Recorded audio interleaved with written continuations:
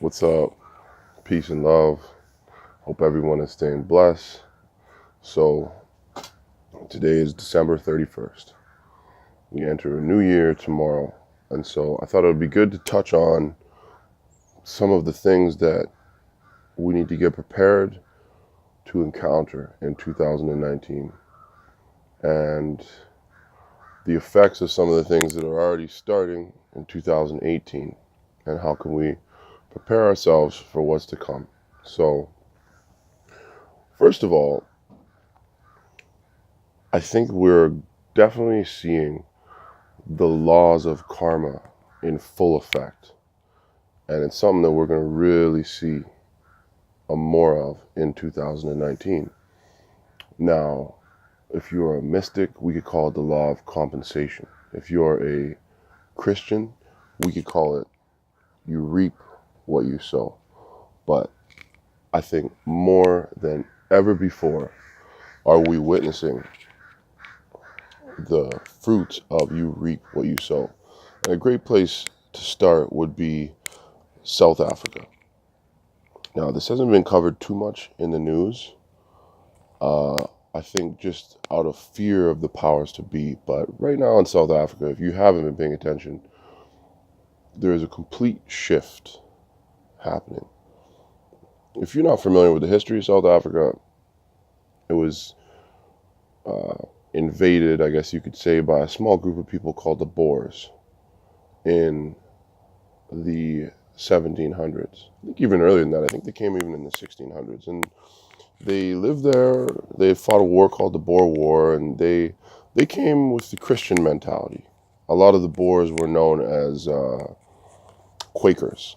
Like, you know, the guy on the oatmeal box, they brought a type of Christianity called the Quakers. And they came and they did kill many of the native peoples, but largely they were a small colony and they were just trying to live their lives. They did destroy a lot of land and kill a lot of people, but the real conquest of South Africa happened with the British Empire, the conquest of really the whole southern portion of Africa by the British Empire. And they did this with a corporate system.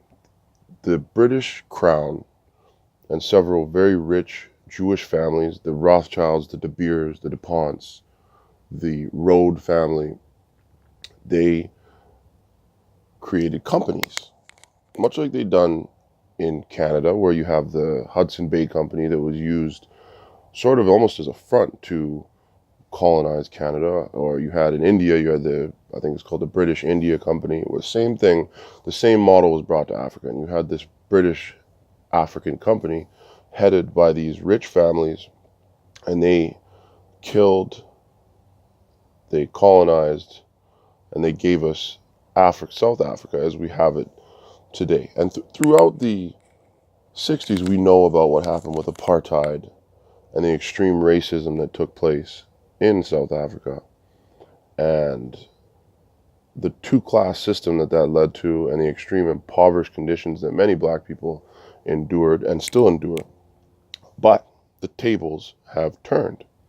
And by no means is this a racial video. I have white family and I have black family. Actually, I have white family and black family in South Africa. So I look at this purely from the perspective of you reap what you sow. And we are seeing it right now, because now in Africa in 2019, there is a liberal government in power. And this government is saying that all lands that are inhabited by white people that are used for farming are to be given back to the black people. Now, this is causing chaos in South Africa. But ironically, many of the white people who for many, many generations, the Europeans, the Afrikaners as they would call them, who lived in such lavish and beautiful conditions, they lived as kings, are literally being forced to pack up their mansions and flee, run. Almost every day, a farm in South Africa is being evicted by the black South Africans. There's a lot of bloodshed happening. And so we're seeing that the very slums that were created in the 60s and 50s for the black people of South Africa are being inhabited by the white people of South Africa. So the tables have completely turned. And the situation is chaotic. But it's an excellent example in karma. You know, there was ranges in South Africa during the early 19th century, and possibly even beyond the early 19th century, where European men would exclusively hunt children and women. Same thing happened in Australia. So people, the native people, were not looked at as people. But now all of a sudden, the shoe is on the other foot. And when we think about refugees, we look at the refugee crisis that we've been told about. We usually think about the refugees as being dark-skinned people coming from Africa, black people, or Middle Easterns, or Mexicans. And so through the media, they're almost looked at as a second class of people. But now, for the first time, at least that I can think of in a long time, we are going to see white refugees. And that's what you have. You have en masse hordes of white people, of European Afrikaners, coming as refugees to Russia, Germany, Canada. So we're seeing the shoe is on the other foot, a situation that for so long had not been endured by the European is now being experienced. We look at what's going on in France.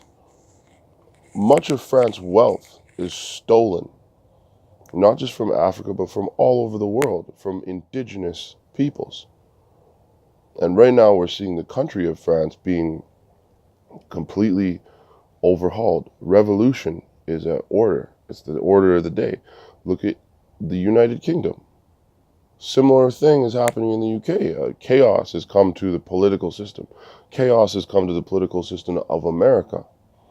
So we are seeing a huge shift in the world of the balances of power. We're seeing a shift. And as we enter 2019, why I talk about karma is because this is something we are going to see happen faster. You reap what you sow. The laws of compensation are real. And so in 2019, prepare to see these things come to fruition. When we look at 2019, we know that we are in the age of revelation. And when I say that, I don't necessarily mean that from a Christian perspective, but I mean we're in the age of things being revealed. We're in the age of instant access. There will be no more waiting. And that means whatever you want in 2019 is at your fingertips. It is easier to acquire what you want, whatever that may be, now in 2019, as we enter this year, than ever before in history. Tech is the new world power. I repeat, technology is the new world power. And so that's something that we have to observe carefully in 2019. Another thing that I see is the idea of family is going to be a thing of the past in 2019.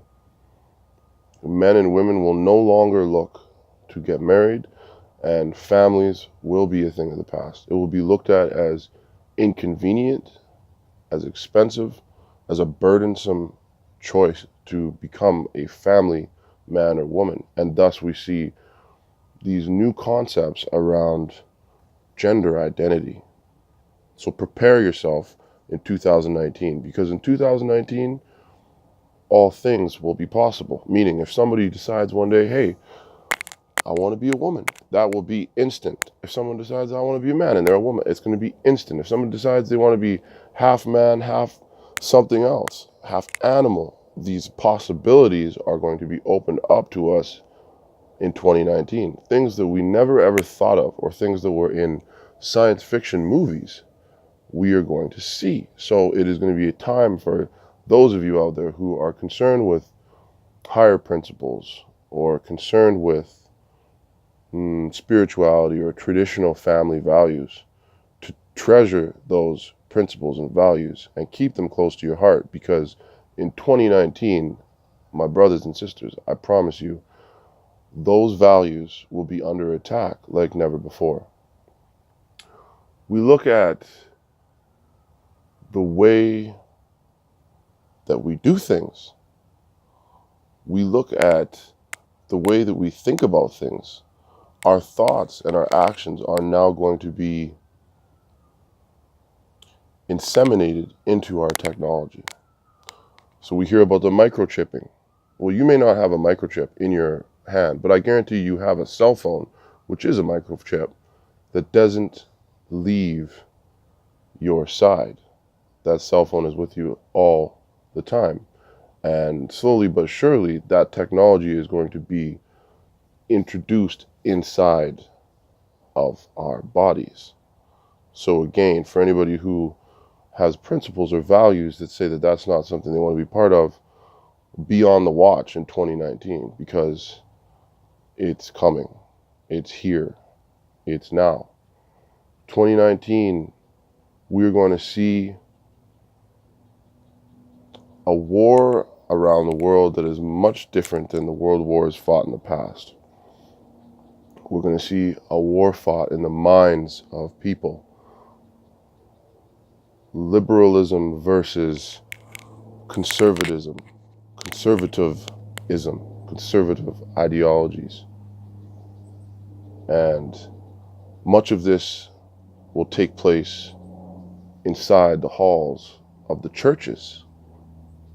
Many liberal ideas or many conservative ideas, nationalistic ideas versus internationalistic ideas, will be pushed through the clergy.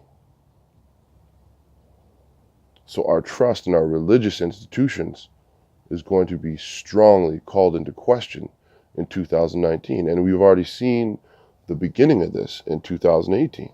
Almost all the high-end brands of Christianity have been marred in sexual scandal. We have Cardinal Pell in Australia, the third highest member of the Catholic Church, a trusted, beloved individual who spends most of his time, it appears, diddling children.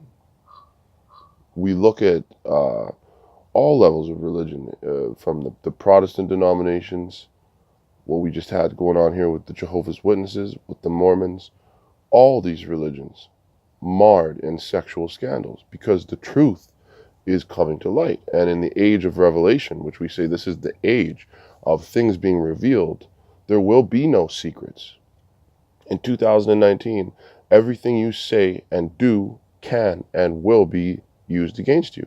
And everything you say and do can and will be monitored.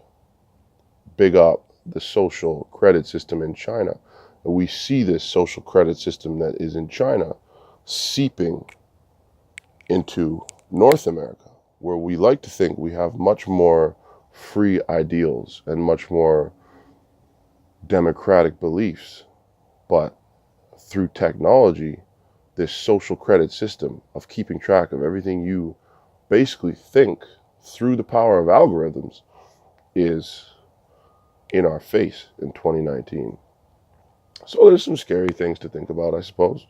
But I also, in the same breath, think that 2019 has a lot to offer.